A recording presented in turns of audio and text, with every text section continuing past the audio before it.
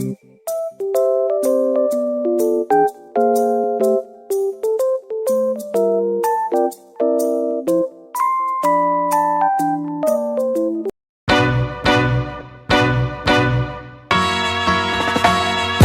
low while I pop a bottle off of ya. Chain swinging, clang clang, and it costs a lot. Bitch, I'm always at the guala, yeah, and you are not badass beat. Keep on going till you hit the spot. Whoa, I'm a big bag hunter with the bow.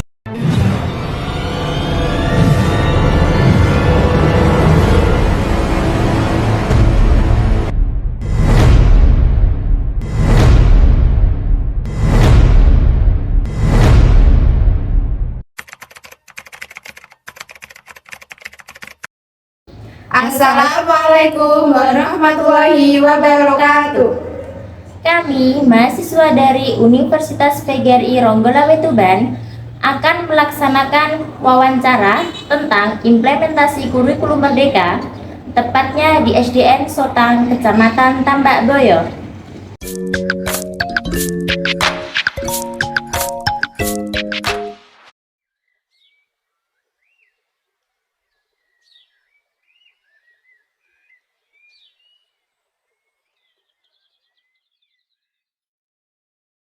Assalamualaikum warahmatullahi wabarakatuh. Assalamualaikum warahmatullahi wabarakatuh. Mohon maaf ibu mengganggu waktunya sebentar. Perkenalkan, nama saya Sri Rizky dan teman saya Pina Dibina Manginero, dan yang membawa kamera Binda Paimadunda. Kami bertiga dari Universitas PGRI Ronggolawe Tuban ingin mewawancarai ibu tentang implementasi kurikulum Merdeka Belajar. Sebelumnya ibu di sini dengan ibu siapa? Saya adalah profesi guru kelas 4 SDN Sotang. Ibu di sini mengajar kelas berapa?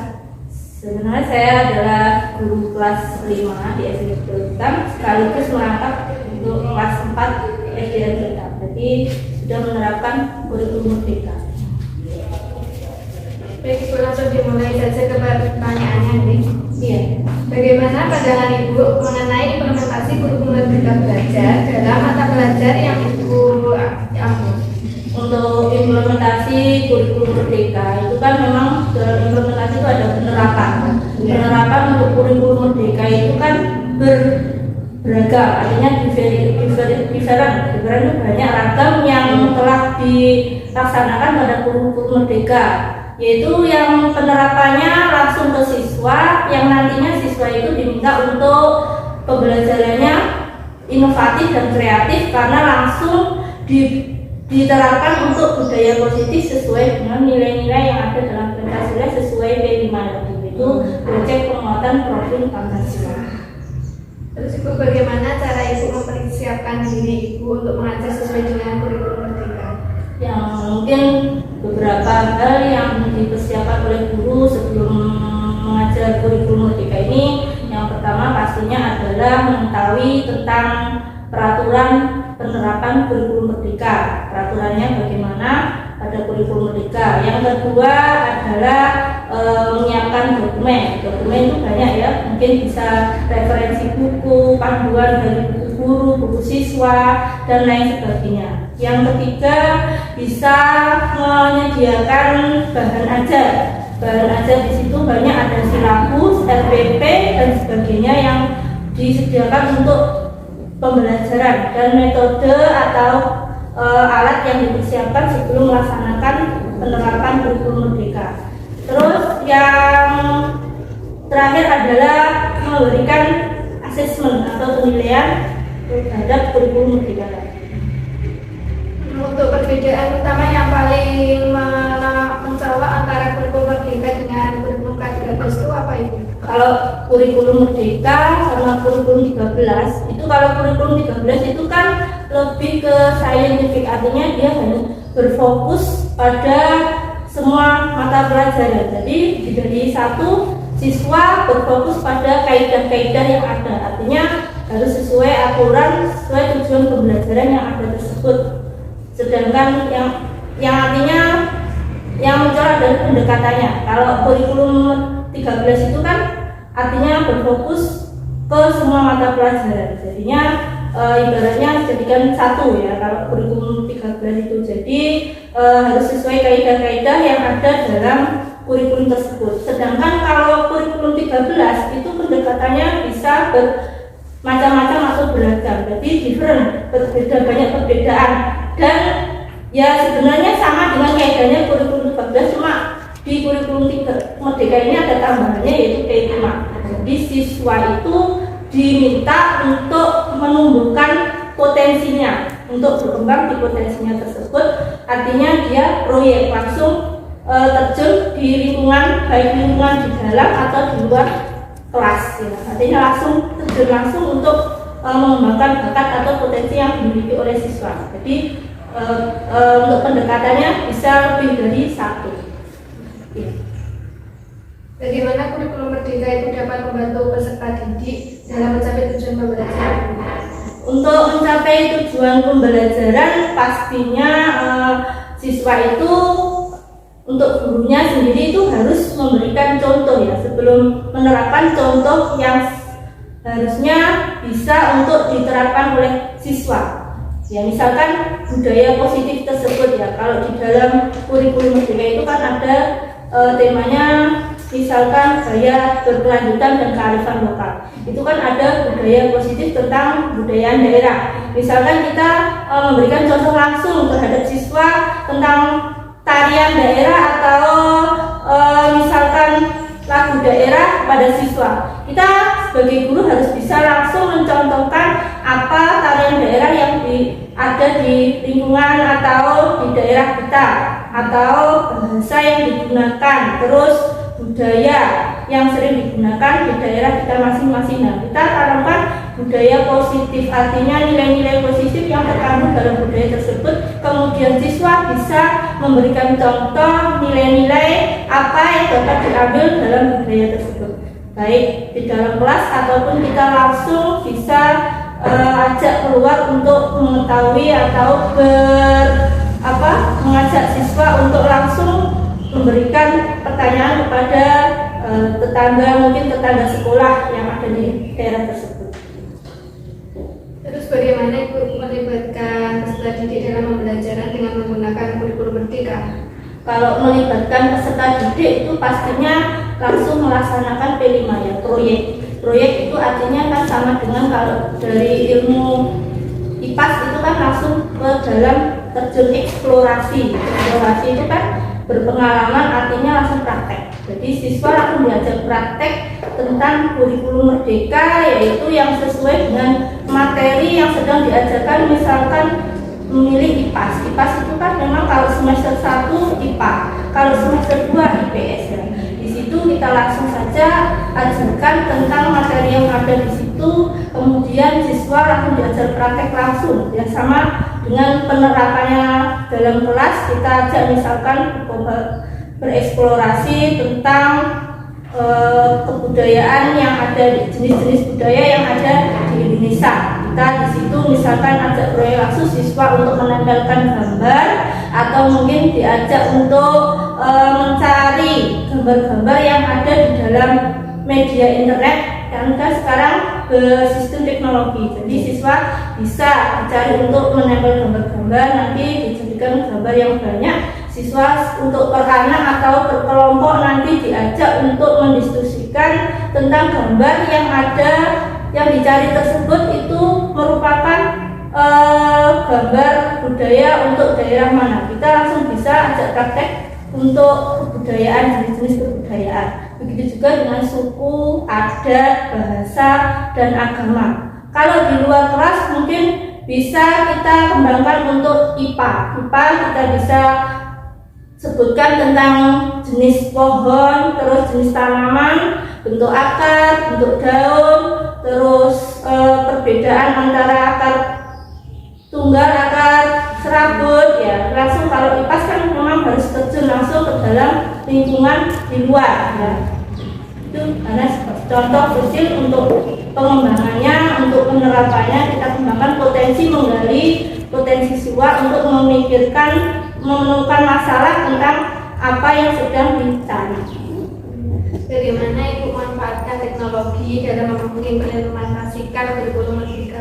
Untuk teknologi kita di sini memang sudah disediakan. Yang pertama adalah LCD proyektor. Nah, LCD proyektor itu kan dikembangkan memang untuk siswa diajak langsung untuk melihat video-video yang sedang ditampilkan atau diajarkan kepada siswa. Guru mengajarkan kepada siswa tentang materi, misalkan video pembelajaran tentang pertumbuhan tanaman, atau bisa jadi tentang yang lain. Mungkin kita bisa ajarkan tentang IPAS kita waktu semester 1 bisa langsung menyebutkan tanaman-tanaman yang mempunyai akar tunggal atau akar serabut. Langsung saja kita tunjukkan melalui video slide di video pembelajaran tersebut, ya, CD proyektor. Itu contoh singkat. Terus yang kedua, karena sekarang memang teknologinya sudah canggih, kita bisa siswa itu dibuka melalui situs web akun belajar. Di situ kan memang sekarang untuk siswa HP itu bisa juga dijadikan sebagai nilai positif, yaitu misalkan di dalamnya itu kan ada akun Merdeka Belajar. Di situ sudah ada semua materi-materinya dan bisa dipelajari di mana dan kapan saja. Di ID tersebut, identitas belajar, di situ ada grup untuk pembelajaran kurikulum merdeka. Itu kan memang untuk media HP itu kan bisa juga untuk internet itu dijadikan sebagai tambahan atau referensi media belajar untuk siswa. Kalau di rumah, kalau di sekolah kita pakai yang ada di sekolah LCD proyektor, buku untuk buku digital yang merupakan pendukung agar siswa itu memahami secara langsung apa yang sudah diajarkan. Jadi tidak hanya berfokus pada buku paket, buku LKS gitu ya. Jadi LCD di sini sudah punya LCD proyektor yang biasanya diterapkan untuk langsung diajarkan kepada siswa tentang yang materi benar-benar siswa belum mengetahui secara nalatan berpikir kritis. Terus bagaimana Ibu antusiasme peserta didik selama kurikulum yang dilaksanakan ini? Antusias untuk guru itu siswa ya. Untuk siswa tentang kurikulum merdeka ini sejauh ini siswa sudah memahami, artinya memang sudah mengenal. Baru kelas 4 yang baru menjalankan kurikulum merdeka. Alhamdulillah untuk peserta didiknya sudah berfokus pada materi yang benar-benar diajarkan pada pembelajaran tersebut. Karena kurikulum merdeka ini kan memang permapel sama dengan yang dulu pernah ada, yaitu KTSP. Itu sudah pernah diajarkan permapel, jadi siswa bisa berorientasi atau berfokus pada setiap mapel tersebut. Jadi kalau kurikulum merdeka, siswa lebih bisa mendalami per materi. Bagaimana cara Ibu mengevaluasi kemajuan peserta didik dalam kurikulum merdeka? Untuk mengevaluasi, yang pertama itu ya guru, evaluasinya bukan hanya siswa aja, guru juga dievaluasi. Guru harus mempunyai kompeten yang lebih kompeten untuk menguasai kurikulum merdeka. Selain itu juga referensi harus diperbanyak. Selain itu juga kan ada TIK, yaitu teknologi digital untuk membantu pendukung pembelajaran siswa. Terus ada lagi yaitu tentang layanan tentang pendukung orang tua, juga berpengaruh terhadap pembelajaran siswa. Selain itu, orang tua juga berpengaruh terhadap kurikulum merdeka ini, karena pembelajaran ini memang selain di sekolah, di rumah kan juga memanfaatkan media internet itu.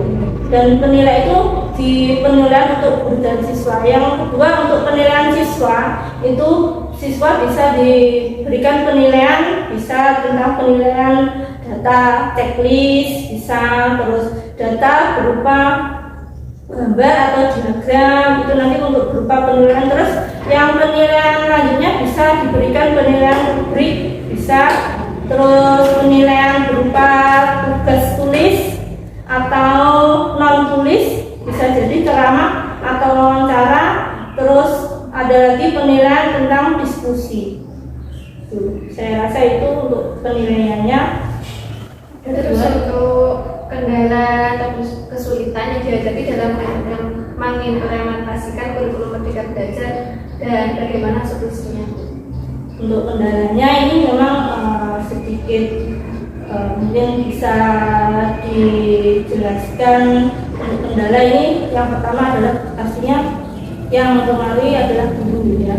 Guru itu kan memang harus memberikan contoh kepada siswa yang utama tentang penerapan kurikulum Merdeka. Jadi artinya kompetensi guru ya, yang dimiliki guru sebelum memberikan materi kepada siswa, ya artinya juga harus belajar, harus lebih banyak lagi mempunyai kompeten tentang kurikulum Merdeka. Jadi semua harus dia ketahui, mulai dari peraturannya, terus modul ajar, materi ajarnya, perangkat ajar, penilaian, itu yang harus dikembangkan dulu. Jadi kompeten yang utama guru adalah kompetensi guru. Terus yang kedua, kendalanya juga tadi ya, karena setiap sekolah itu kan ada yang sudah sekolahnya elit, artinya sudah semuanya media tentang TIK itu terpenuhi. Ada yang sudah misalkan di daerah yang sudah masuk daerah strategis itu semua sudah terpenuhi seperti LCD proyektor, terus komputer, HP. Nah, itu kalau mungkin di daerah primitif kan belum bisa ditemui seperti itu, mungkin hanya sedikit. Tapi untuk HP itu kan biasanya juga terkendala, untuk sinyal juga bisa. Terus untuk laptop, terus bisa kan murid ada yang mampu dan ada juga yang kurang mampu, itu yang memang harus disesuaikan dengan kebutuhan siswa. Terus yang terakhir itu adalah tentang pembelajaran yang lebih bervariatif. Artinya kurikulum Merdeka ini kan memang banyak ragam yang bisa diajarkan kepada siswa, karena langsung menanamkan potensi siswa, dikembangkan secara langsung sesuai bakat. Artinya siswa harus dilaksanakan terus-menerus banyak proyeknya, P5-nya. P5 harus benar-benar disesuaikan dengan kebutuhan siswa.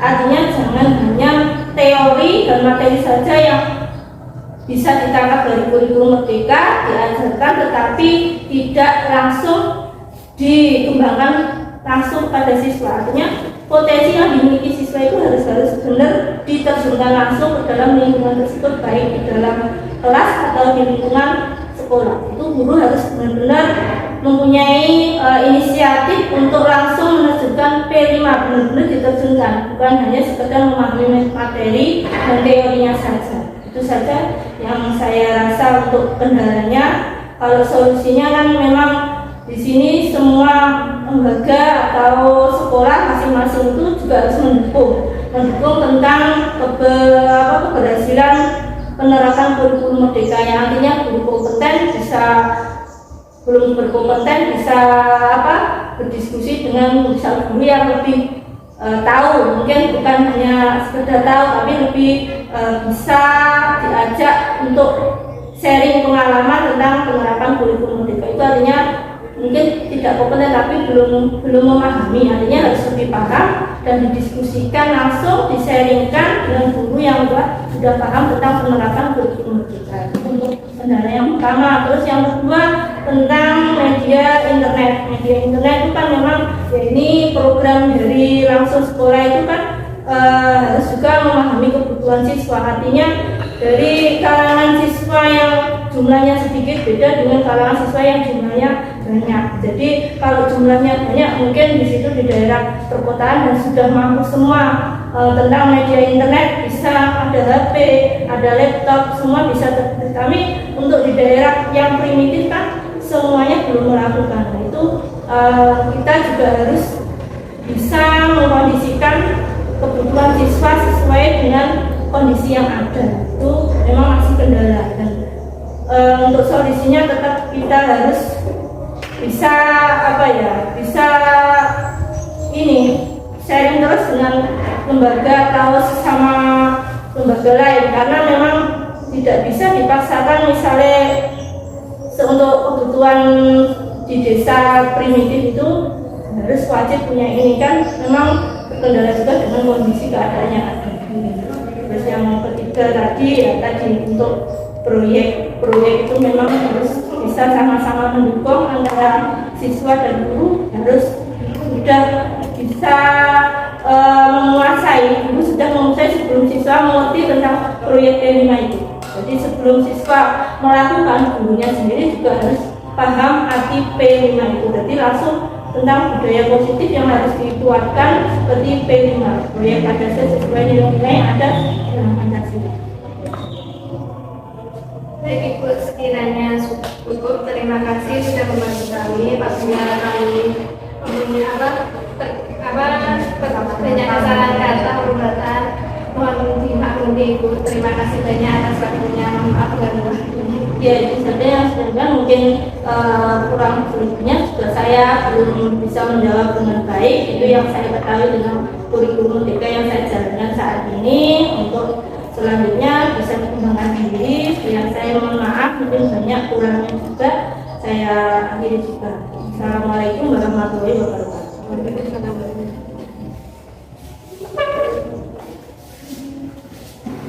Sekian wawancara kami tentang implementasi kurikulum Merdeka, tepatnya di SDN Sotang, Kecamatan Tambak Boyo. Apabila ada kesalahan, kami mohon maaf yang sebesar-besarnya. Wassalamualaikum warahmatullahi wabarakatuh.